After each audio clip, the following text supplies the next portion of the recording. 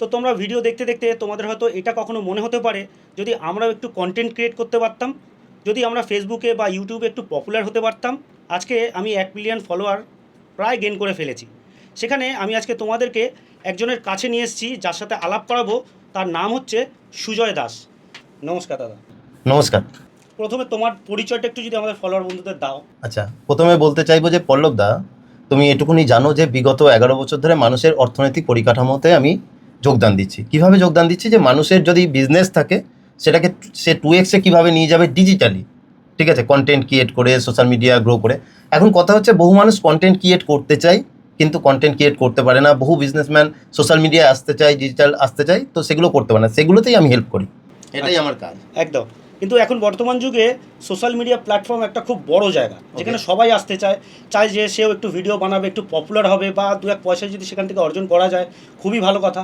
তো এই জায়গায় দাঁড়িয়ে মানুষের কাছে যেটা সবথেকে বড় সমস্যা হয়ে দাঁড়ায় সেটা হচ্ছে সারাদিন ব্যস্ততার মাঝে সে কিন্তু সময় দিয়ে উঠতে পারে না।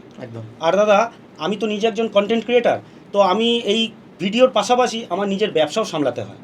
তো ব্যবসা সামলানোর পরে ভিডিও বানানো কতটা ডিফিকাল্ট, কতটা সময়ের পেছনে দিতে হয়, কতটা কষ্ট করতে হয়, আমি একজন কন্টেন্ট ক্রিয়েটার হয়ে আজকে 2 বছরে আমি এইটুকু রিয়েলাইজ করেছি।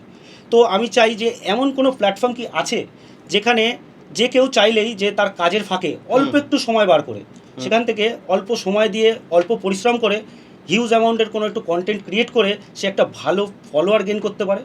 এরকম প্ল্যাটফর্ম বহু আছে। বর্তমানে তুমি জানো যে এআই এসেছে। তোমার কিছুদিন আগে একটা ভিডিও দেখছিলাম যেখানে তুমি এআই সম্পর্কে বলেছো কিছু কিছু কথাবার্তা। তো এআই দিয়ে তুমি ভিডিও কিন্তু অটোমেটেড করতে পারো। সেখানে তোমাকে না ক্যামেরাকে ফেস করতে হবে, কারণ বহু মানুষ, তুমি পল্লবদা দেখেছো, তুমি নিজেও জানো যে ক্যামেরাতে তোমার হচ্ছে ফেস করাটাই মানুষের একটা বড় চ্যালেঞ্জেস ভিডিও তৈরি করতে গেলে। তো তুমি যদি এআই দিয়ে কন্টেন্ট ক্রিয়েশন করো তা তোমাকে ক্যামেরার সামনে আসতে হচ্ছে না, প্রথম কথা। দ্বিতীয় কথা, এআই দিয়ে যদি কন্টেন্ট ক্রিয়েট করো তাহলে তোমার যে রিলসগুলো তুমি তৈরি করছো সেগুলো একদম ভাইরাল রিলস তৈরি হবে। প্লাস তুমি যে কথা বলছো সেটাও তোমাকে বলতে হবে না, এআই তোমাকে তৈরি করে দেবে। যে এখন এআই এর যুগ, এমনকি যে এআই ছাড়া আমরা কোনো ফটো পর্যন্ত আপলোড করতে পারি না, এমন একটা ব্যাপার যে এআই দিয়ে ডেকোরেশন করে বা ওইটাকে একটু আপলোড করব, দেখতেও ভালো লাগে, বেশ নতুনত্ব একটা ব্যাপার থাকে, নতুন নতুন সিস্টেম থাকে ওর মধ্যে। কিন্তু একটা কথা আমার জানার আছে, যেটা আমার মনেও প্রশ্ন আছে, অনেকের মনেই এই প্রশ্নটা আছে, যে এআই আমাদের ব্যক্তিগত কিছু তথ্য বা ডেটা বা ফটো চুরি করে, বা এআই এর কাছে যদি সেটা জমা থাকে তাহলে সেটা হয়তো ইন ফিউচারে সেটা মিসইউজ হতে পারে। এটা কতটা সত্যি বা কতটা মিথ্যে যদি একটু তুমি বলো। পল্লবদা, তোমার কাছে একটা কোশ্চেন করবো, এআই মানে তুমি কি বোঝো? Artificial intelligent. আচ্ছা, এআই তুমি কখনো ইউজ করেছো? হ্যাঁ, টুকটাক ওই জিমিনি, এই সামথিং কিছু একটা, যেটা আমার ফোনে ইনক্লুড থাকে। আমার একটা স্যামসাংয়ের ফোন আছে যার মধ্যে জিমিনি ইনক্লুড আছে, সেখানে 2-1 ফটো ভিডিও আমি করেছি এআই দিয়ে। তো এই আর্টিফিশিয়াল ইন্টেলিজেন্সের অনেকগুলো ডিপার্টমেন্ট আছে, অনেকগুলো সাইড আছে, এক একটা সাইডে এক এক রকম কাজ হয়। এখন কথা হচ্ছে, তোমার কাছে প্রশ্ন যে তুমি অলরেডি ফেসবুকে সোশ্যাল মিডিয়ায় রয়েছো। তো তুমি যখন অলরেডি ফেসবুকে সোশ্যাল মিডিয়াতে আছো, তুমি চ্যাটজিপিটিকে গিয়ে জিজ্ঞেস করো তোমার সম্পর্কে, সে তোমার সমস্ত ডেটা দিয়ে দেবে। তুমি যখন গুগলে কোনো ফটো ছাড়ছো বা কোনো ভিডিও ছাড়ছো গুগলের সাথে কিসের লিঙ্ক? ফেসবুক, ইনস্টা, ইউটিউব, সব অ্যালগোরিদমে চলছে। তো তার কাছে যখনই তুমি গুগলে কিছু ছাড়ছো তখনই তুমি তার ডেটা কিন্তু জেমিনি, চ্যাটজিপিটি, এআইকে দিয়ে দিচ্ছ।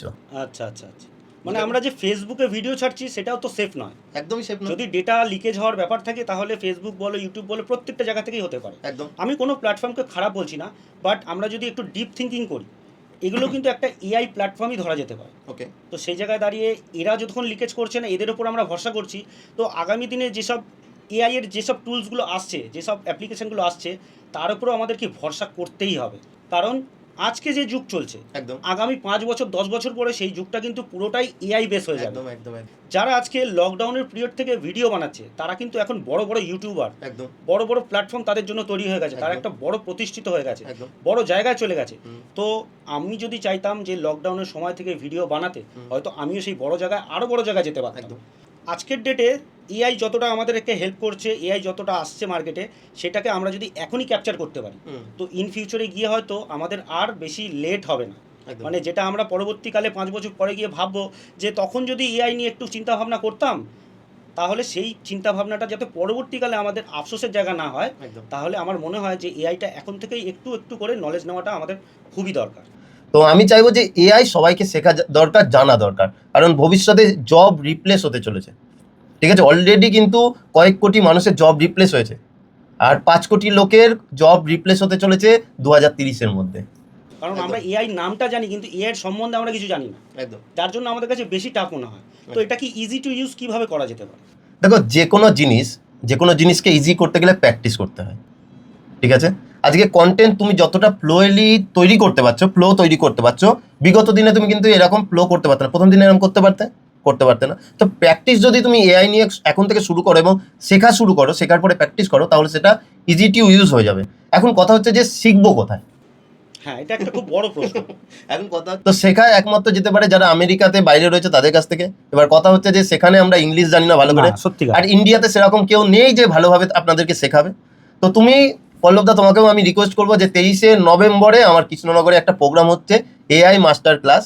সেখানে তোমার সমস্ত কিছু যা আজকে তথ্য আমরা এখানে বলছি, সেই সমস্ত কিছু ওখানে গিয়ে কিন্তু তুমি শিখতে পারবে।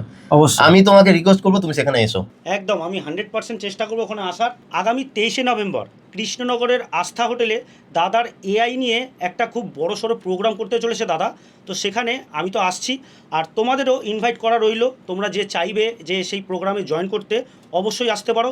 এছাড়াও তোমরা অনলাইনে এই প্রোগ্রামটা জয়েন করতে পারো। তো আমি আমার কমেন্ট বক্সে এই লিঙ্কটা দিয়ে দেবো, ওখানে দাদার আমি ফোন নাম্বারও দিয়ে দেবো। দাদাকে তোমরা ফোন করে সরাসরি যোগাযোগও করে নিতে পারো। থ্যাংক ইউ দাদা, ধন্যবাদ।